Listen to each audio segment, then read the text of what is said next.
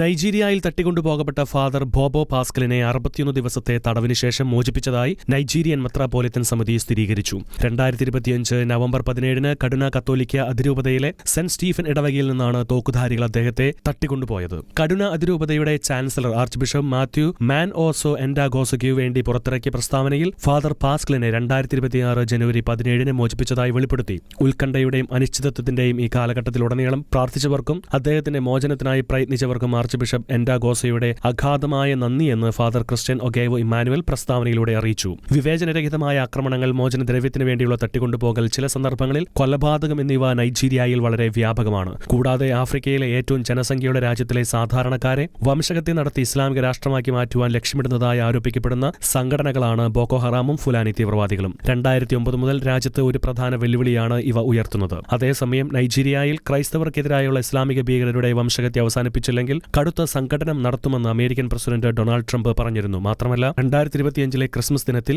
US നൈജീരിയയിലെ തീവ്രവാദ കേന്ദ്രങ്ങൾക്ക് നേരെ ബോംബിടുകയും ചെയ്തിരുന്നു. International desk Shekena news.